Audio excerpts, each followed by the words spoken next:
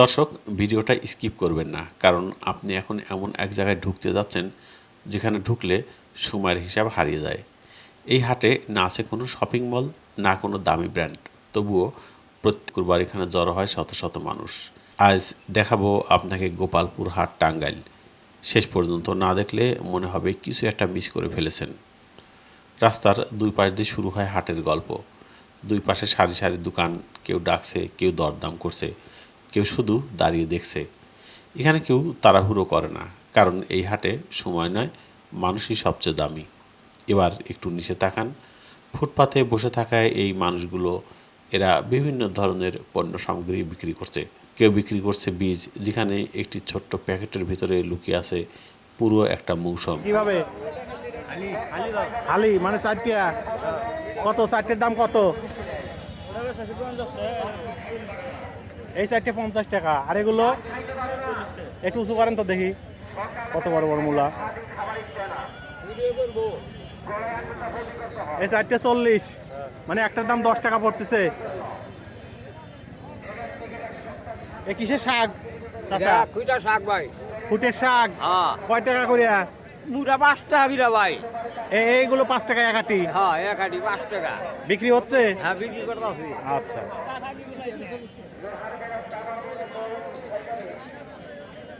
ভাই সিম কয় টাকা কেজি? 40 টাকা কেজি। আর কাঁচামরিচ? 50 টাকা কেজি। আর ইয়া বেগুন? বেগুনও 50।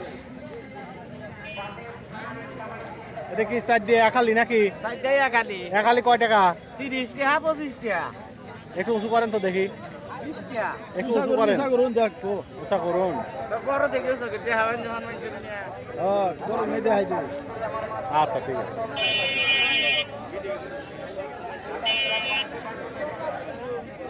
ফুলকপি কত করে বিক্রি করতেছেন? ভাই বিক্রি তো নানান দাম হইতেছে বাজার। কত?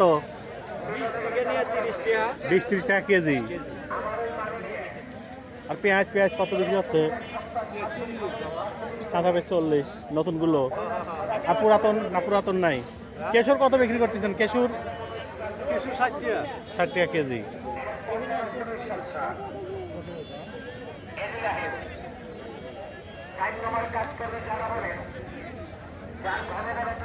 ভাই পটল কত করিয়া?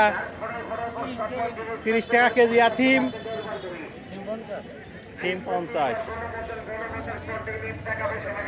নতুন আলু কত করে বিক্রি হচ্ছে? 60 টাকা।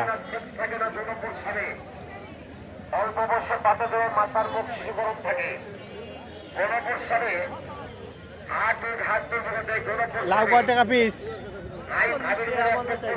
40 টাকা 50। আর ফুলকপি?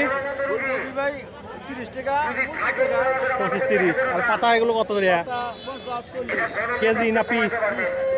এক পিস 40 টাকা 50 টাকা। আলাপ করবেন, ঔষধ দিতে পারবেন।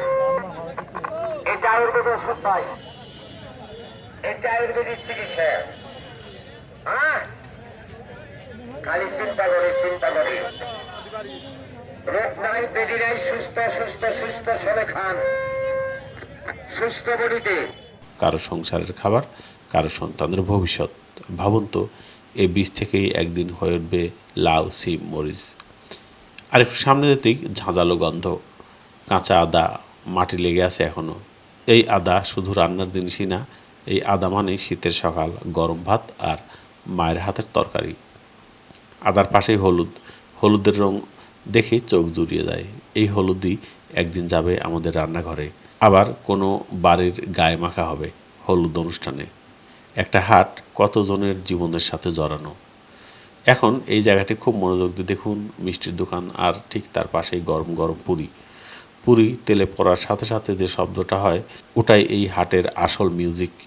এই গন্ধ এড়িয়ে যাওয়া যায় না, খেতে না চাইলেও মনটা আটকে যায়। আপনি হলে কোনটা নিতেন, পুরি না মিষ্টি? কমেন্টে লিখুন। আরেক পাশে দেখছেন মাদুর বিক্রেতা। এই মাদুরে বসেই গ্রামের মানুষ খায়, গল্প করে আর জীবন পার করে দেয়। কারখানার জিনিস না, হাতে বোনা, সময় আর ধৈর্য দিয়ে বানানো। এখন আসি সবচেয়ে রঙিন জায়গায়, ফুলকপি, শীতকালীন সবজি, মূলা, সিম, পেঁয়াজ, রসুন, লাউ, গাজর, মরিচ।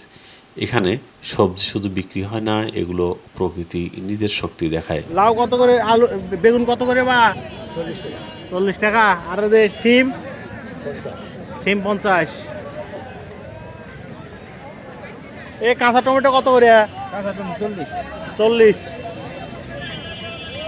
আর আমরা কত করে কেজি? আমরা 40।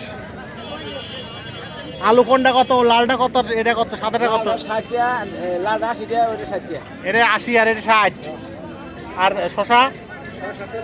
শশা 40। আর পেঁয়াজ কত করে কেজি নাকি? এনে 1 কেজি আছে নাকি? এই রং দেখলে বোঝা যায় মাটির শক্তি এখনো ফুরিয়ে যায়নি। দর্শক আরেক দিকে তাকান, শুকনো মরিচ একটু কাছ থেকে দেখলেই বোঝা যাবে কতটা ঝাল হতে পারে। আর পাশেই নারকেল, গ্রামের রান্না, পিঠা আর বিশেষ দিনের স্বাদ, সব কিছু এই নারকেলের সাথে জড়ানো। সবশেষে এমন একটা জায়গা যেখানে কাঠের শব্দ শোনা যায়, হাঁটুরে খাট, চেয়ার, টেবিল। এই আসবাবগুলোতেই কারো ঘুম হবে, কারো গল্প চলবে, কারো জীবন কাটবে। এগুলো শুধু কাঠ নয়, এগুলো মানুষের প্রয়োজন। গোপালপুর হাট শুধু একটি বাজার নয়, এটা মানুষের জীবন, সংগ্রাম আর হাসির জায়গা।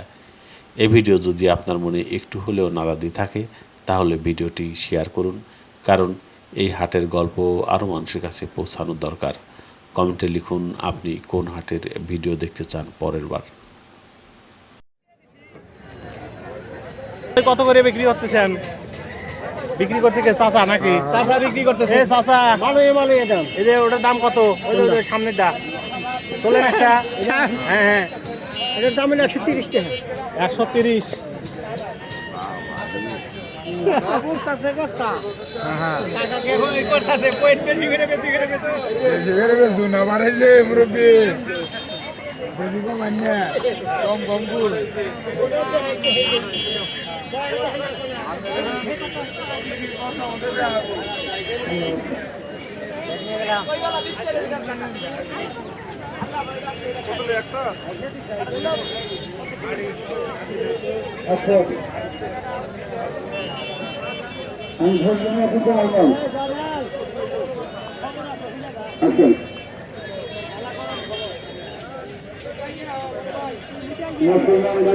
আসসালামু আলাইকুম।